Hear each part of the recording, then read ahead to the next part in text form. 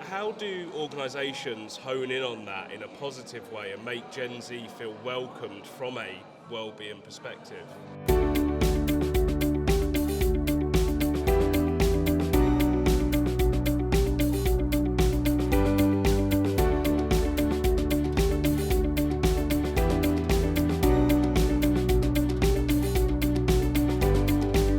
Ivana, how you doing? Well, how are you? Yeah, good, thanks. Thanks for joining. Sure. What I'm really keen to do is really get under the skin of well-being and kind of find out a bit about, first of all, why you wanted to give the talk you gave at a conference like this, and then we'll have some other questions. Really, ultimately, it's about making sure that companies embrace well-being in the right way, and not in the maybe tick box way that they often do. So, why did you want to bring your talk to the conference? What was it about? Well, I'm very passionate about the work that I do. I'm a positive psychology trainer, coach, and consultant, and I actually work with companies to develop strategies about well-being that make sense. Okay. So, first of all, the companies themselves need to be interested in the topic and really find the value in doing something like that.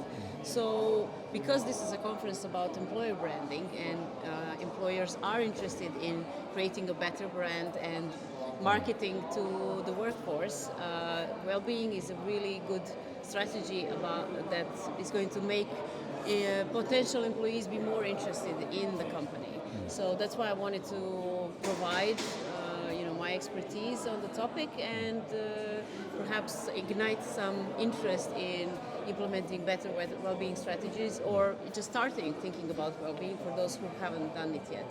What are the kind of, I suppose, the biggest kind of no-nos, the biggest kind of things that companies do wrong when it comes to well-being? Do you see typical things that companies do which are not really well-being, but it's got the title of well-being?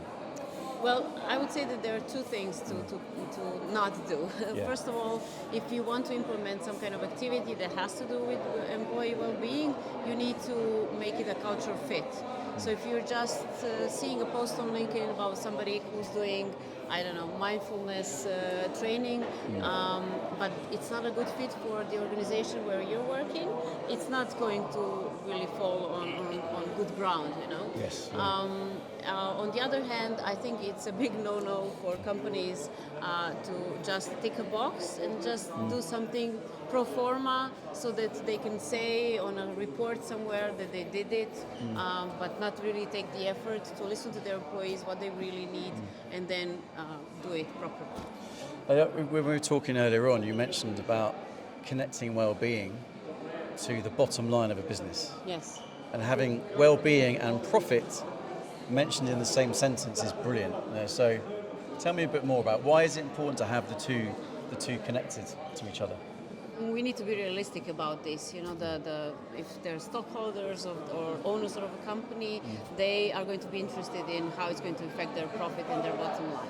And what I really love about this is that everybody wins. The company is better off when they take good care of their employees because they're more engaged, more productive, they're absent less, they are more focused at work, and basically they're better advocates even for other potential employees. So the company is doing better if they take good care of the employee. And on the other hand, the employees themselves benefit a lot because they're taking care of their well-being, which affects not only their work life but their private life as well, and they're better with their families or healthier, and definitely everybody is better off by doing something about well-being. Sure, I like what you say there, because actually it's not like we change once we finish work. No. And we are different people. We are affected by all elements of our life, whether it's at work or outside of work.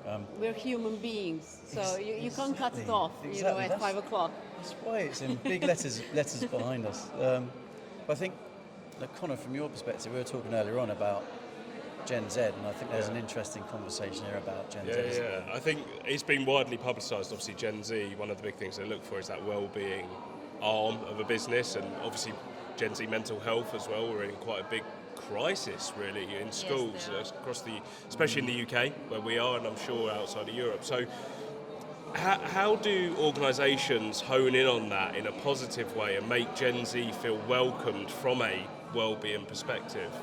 Well, a lot has to do with raising awareness about well-being and mental health in general. Yeah. 10th of October is World Mental Health Day. Yeah. So a lot of organizations are really taking good care of talking about mental health and saying that it's okay to talk about it, that it's okay to even admit to your boss that maybe you have some issues that need to be better taken care of. And this is what Gen Z really appreciates. They're different from the generation of our parents, perhaps, where this was a big no-no to talk about it at all.